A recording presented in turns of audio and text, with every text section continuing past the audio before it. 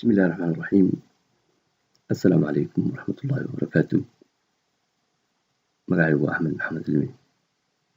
kusoo dhawaada YouTube channelka Cilmi Online Academy.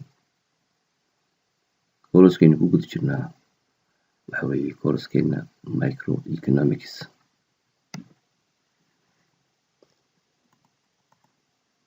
buugga aynu inta badan tixraacayno waa buugga Microeconomics barkin la yidhaahdo ama Foundations of Microeconomics.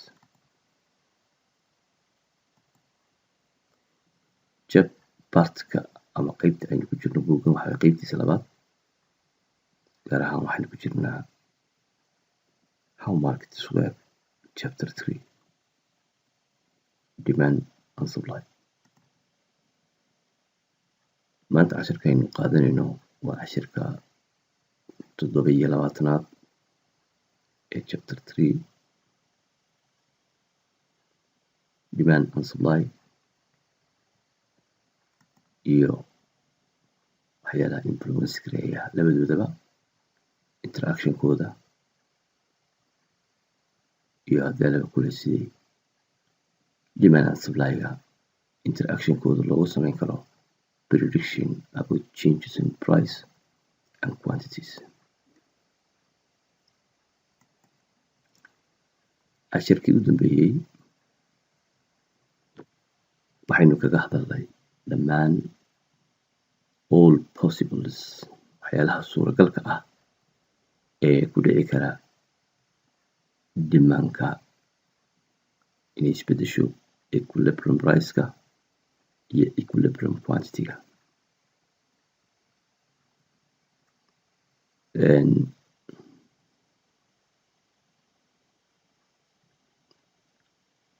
maanta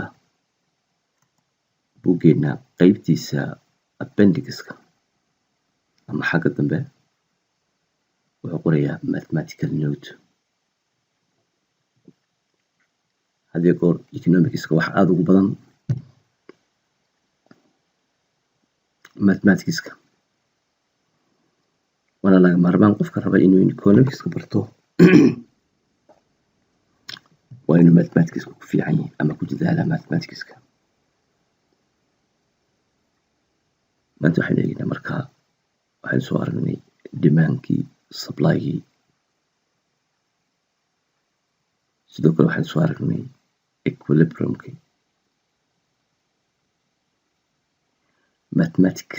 in mathematical way ama mathematical form sidee baynu demand-ka iyo supply-ga iyo equilibrium-ka in mathematical form ugu samayn karnaa. si aynu taa marka u fahmno, hore waxaynu soo aragnay allahumma salli ala Maxamed markaynu ka warraminay chapter 1-ka graphics-ka ayaynu ka warraminay how to construct graphics in economics iyo sida loo interpret gareeyo iyo noocyada graphics-ka oo dhan iyo relationship-ka ay sheegayaan. tanna waxaynu eegaynaa marka in mathematical way ama mathematical form waxaynu ku eegaynaa demand equation-ka, supply equation-ka iyo equilibrium-ka sida loo soo saarayo inagoo isticmaalayna equations-ka. waxaynu hadda goor demand-ku waxaa si aynu u fahmno straight line baynu u qaadanaa. straight line waxa weeye line toosan. line toosanna equation ahaan form buu leeyahay. formkaasi oo hadalaba ku leeyahay ardaygu ilaa iyo dugsiga dhex marka uu gaadho ilaa iyo jaamacad meeshuu doono waxa noqdee straight line-kaas oo ku sheegaya relationship between two variables in mathematical way ama mathematical form ama in mathematical representation baa lagu sameyn karaa. marka theory-ga economics-ka waxaa ka mid ahaa the law of demand says that as the price of a good or service falls, marka price goodskii serviceku ay hoos u dhacaan, the quantity demanded of that good or service increase. quantity demand gareynaya way kordhaa. inverse bay isku yihiin. pricekii fall, quantity demanded increase. that is the law of demand. We can illustrate the law of demand by drawing a graph of the demand curve or writing down an equation. waxaynu ku muujin karnaa law of demand-ka inagoo graph ahaana ama inagoo equation ahaan u sheegna. xeerka imika halkaa ku yaala aynu soo aragnay ee law of demand-ka equation ahaan iyo graph ahaanba waa lagu muujin karaa. When the demand curve is a straight line, markuu demand curve yahay straight line, we know that straight line xariiq toosan. The following equation describes equationka soo socda ayaa inoo tilmaamaysa demand equationka. waxaynu kasoo qaadaynaa demandkeeni inuu yahay straight line. straight line-na waxaynu ka samayn karnaa equation. marka demand curve-ka law of demand-kaas imika aynu soo aragnay in mathematical sidaasuu noqonaya, mathematical form sidaasuu noqonaya illustrationkiisi. weerkaasoo P is the price and QD is the quantity demanded. labadaas QD quantity demanded, P price. A and B are positive constants. A iyo B na waa constant numbers or positive. The demand equation tells us three things. Demand equation keeni waa kaa waxay noo sheegaysaa saddex arrimood. Where B is the price and Q2 is the quantity demanded, the A and B are positive constants. The demand equation tells us three things. saddex arrimood bay noo sheegaysaa. Number one, the price at which no one is willing to buy the good, Q2 is 0. equationkaasi this equationkaasi waxay noo sheegaysaa price-ka quantity demandku ay 0 noqonayso. quantity demanded marka yacni that if the price is A, hadduu qiimuhu A yahay, then the quantity demanded is 0 bay noqonaysaa. markaas equationkaas waxay noo sheegaysaa qiimuhu hadduu halkaa gaadho A, quantity demandedku waa 0. ama dhinaca kale waxaan leenaynaa quantity demandedku waa 0 at this price. You can see the price A in figure 1. sawirka caynka figure 1-ka la yidhaahdo. Which one is this? That A kani waxa weeye waa price-kii, kana waxa weeye quantity demandedkii. Quantity demanded is 0 at this price. A, that's the maximum price. qiimaha u sarreeya quantity demandedku ay 0 noqonayso. ama hadduu price-ku si uu gaadho A, no one is willing to buy that good. Okay, it is the price at which the demand curve hits the y-axis. What we call the demand curve y-intercept. daas waxaa la yidhahdaa y-intercept. macnahaana weyn fahamnay waxa weeye y-intercept waa halka linekaas straight linekeenaasi ama demand curve-keenaasi halka uu ka jiro y-axis-ka. This is the y-axis, this is the x-axis. linekeenaas meesha uu ka jiro waxaa la yidhahdaa y-intercept. halkuu ka jiro x-axis-kana waxaa la yidhahdaa x-intercept. ereyga intercept baan raacinaya. Okay, as the price falls, qiimuhu markuu hoos u dhaco, the quantity demanded increases. quantity demandedku way kordhaa. taa waynu ognahay. If QD is positive number, then the price B must be less than A. Why? equation-keenan aad eegaysaa markuu qiimuhu hoos u dhaco, hoos halka eedaa markuu ka hooseeyo hoos u dhaco, quantity demandedkuna way kordhaysaa. waa la ognahay. wuxuu leeyahay marka if as the price falls, qiimuhu markuu hoos u dhaco, the quantity demanded increases, way kordhaysaa. If QD is positive number, haddii QD-du ay tahay positive number, waa this taa dambe hadday positive number tahay, the price P becomes smaller. Price B wuu yaraanaya lanna waxa weeye waxbaa ka go-aya eedeeni waxay halkii maximum ka ahayd markastoo Q ay positive tahay waxay yeelanaysaa equationkeenaasi price buu yaraanaya because pricekii wuxuu la mid yahay A oo laga jaray halba quantity demand iyo slope-ka lagu dhuftay marka haddii quantity demand-ku ay korodhaba price-ku hoos buu dhacaya waana sida ay tahay wey that's as the quantity increases marka quantity-gu kordho the maximum price that buyers are willing to pay for the last unit of the good falls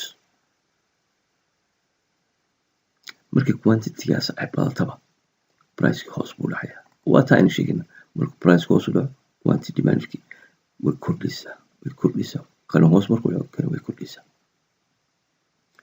why the constant B tells us how fast the maximum price that someone is willing to pay for the good falls as the quantity increases. B or this or variable kale waa constant waxa la constant numberkaasi wuxuu ku sheegaya how fast sida dhaqsa ah that means the rate that price goes down when the quantity increases marka quantity-geenu ay kordhaba rate intee leeg price-keenu hoos u dhacaya marka constant B tells us how fast the maximum that means hadduu badan yahay constant numberkaasi constant number waxa numberka aan isbedelin constant numberkaas hadduu markaa bato is willing to pay wuxuu loo sheegaya that means in aad price-ku hoos u dhacayo marka P daasi waxa ku sheegaya the rate of change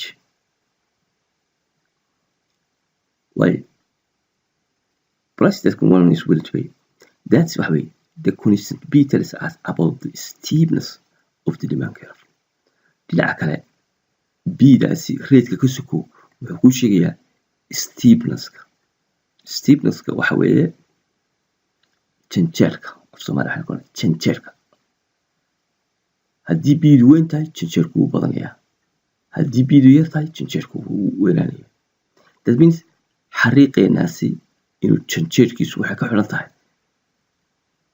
xidhan tahay B-deena okay the steepness of the demand curve the equation tells us that the slope of the demand curve is negative B demand equation keena waxay noo sheegaysaa in slope-keenu uu negative yahay that means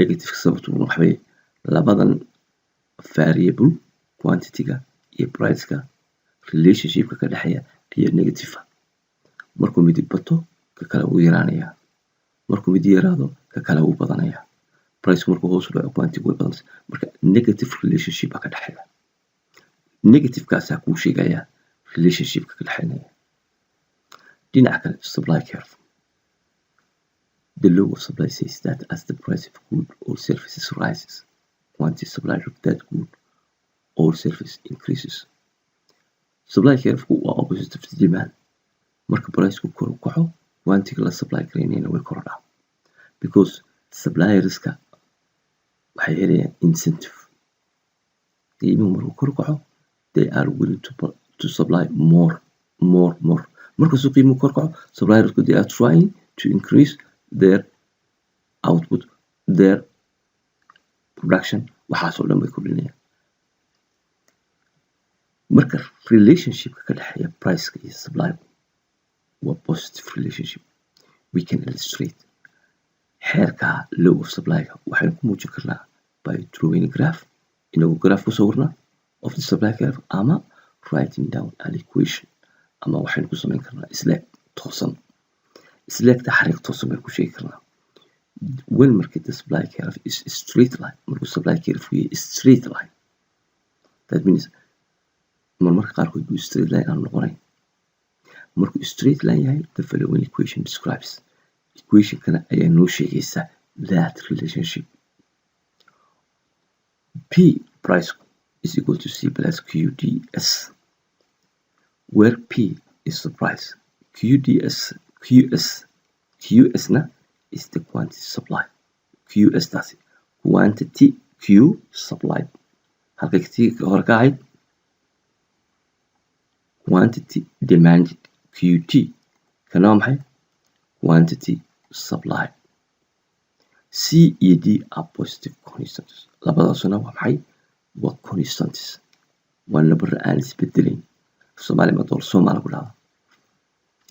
Okay, the supply equation tells us three things. saddex arrimood bay inoo sheegaysaa equation kaasi. The price at which sellers are not willing to supply the good QC is zero. Price-ka ay sellersku aanay rabin inay hadduu gaadho aanay wax alaaba supply karayn waa C. Cdaasi waa maxay buu yidhi waxay noqonaysaa marka waxay haddii qiimuhu halkaa gaadho C hadduu gaadho that means waxa weeye suppliers they are not willing to supply anything. qiimuhu halkaa markuu gaadho maybe because they cannot cover or they cannot cover the costs. maybe inani costkii shayga aanay hadduu qiimuhu halkaa gaadho aanu iska bixinayn. Okay, marka halkaas waxay kuu sheegaysaa maxay inoo sheegaysaa waxay inoo sheegaysaa the price at which sellers are not willing to supply the good. That's if the price is C, then no one is willing to sell the good. hadduu priceku C noqdo no one is willing. cid doonaysa inay wax iibiso ma rabto. You can see the price C in figure. sawirkaasaan ku arki kartaa. It's the price at which the supply curve hits the y-axis, what we call the supply curve y-intercept. halkaasi waa y-intercept. supply curve-keenu waa kaa. supply curve-keenu halka uu y-axis-ka ka jaro ama price-ka uu ka gooyo weeye waxa la yidhahdaa y-intercept. waana meesha aanay suppliersku hadday gaadho no quantity-gu ay supply garaynayaan oo ay rabaan inay iibiyaan waa zero ma jirto that means. Okay, as the price rises markuu qiimo kor kaco quantity supply increases. When the price goes up quantity supply also increases. marka curve leenkeenaasi markaynu xagga u soconaba waa koran. quantity way kordhaysaa marka hore zero bay tahay marka kadib way kordhaysaa marka price kor u kacba quantity way kordhaysaa. As the price rises the quantity supply increases. If QS is a positive number, then the price P must be greater than the C. Okay, equation-keena waa kan price-ku markii quantity-gaas kordhaba price-ku wuu kordhayaa. quantity-gu markii QS ay kordho increase markii dhacba price because price-ku wuxuu ku xidhan yahay C plus QDS ku xidhan. marka haddii kana kordho kana wuu kordhayaa. Okay, that's how the quantity increases. quantity baa kordhaysa. The minimum price that the sellers are willing to accept for the last unit waxaa noqonayaa qiimihii ugu hooseeyey ee ay quantity-ga ku supply karaynayeen. The constant D waa this: how fast the minimum price at which someone is willing to sell the good rises as the quantity increases. kaasina wuxuu inoo sheegayaa how fast ama the rate of change inta uu price-ku isbedelayo. price inta uu isbedelayo ayuu hadba kuu sheegayaa. that means haddii uu badan yahay price-ku wuu badanayaa. that's waxa weeye the constant details as about the steepness of the supply. dhinaca kale wuxuu noo sheegayaa steepness-kii ama janjeerka inta buu janjeersamayaa xariiqu ayuu kuu sheegayaa. The equation tells us the slope of the supply curve is D. equation-kuna waxay noo tilmaamaysaa in slope-ka supply curve-ku uu D yahay. That's the slope of the supply curve. supply curve-keena waa kaa. janjeerka uu janjeero halkaasi waxaa kuu sheegayaa D-da. sidoo kale waxay kuu sheegaysaa rate-ka ay isbedelayso price-kii. marka quantity-gu isbedesho price-ku siduu isbedelayaa. marka price-ku wuxuu ku xidhnaanayaa dabcan D-daasuu ku xidhnaanayaa oo ah how fast macnaa speed-ka uu ku soconayo waa speed-ka uu ku sheegaya. Market equilibrium demand and supply determine market equilibrium demandka iyo supplyka interactionkooda markuu free marketka yahay ayaa keena in market equilibrium ay dhacdo. Market equilibrium waa maxay? Waa meesha ay demandka iyo supplyku iska leekaadaan. Figure 3 shows the equilibrium price.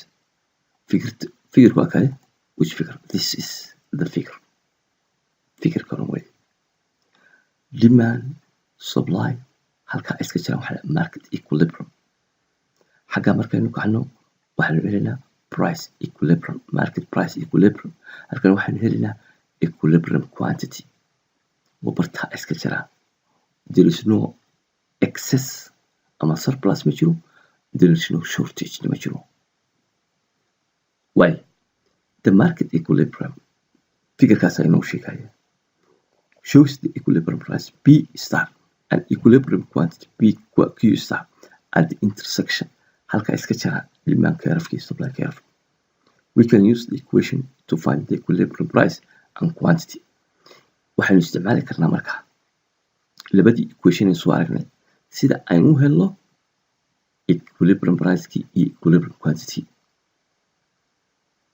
Maxaynu nidhi markaa nidhi the price of a good adjusts until the quantity demand QD equals the quantity supply QS. So add equilibrium price P star and equilibrium quantity Q star. Okay, waxaynu nidhi meesha la yidhahdo market equilibrium waa meesha ay isleeyihiin quantity demanded iyo quantity supply. Sidoo kalena equilibrium price-kuna wuxuu inoo tilmaamayaa price-ka ay labada quantity isleekaanayaan. Marka that means labadeeni equation goorma isleekaanayaan. Okay, cashirkeena maanta insha Allah halkaan ku joojino. Asalaamu calaykum waraxmatullahi.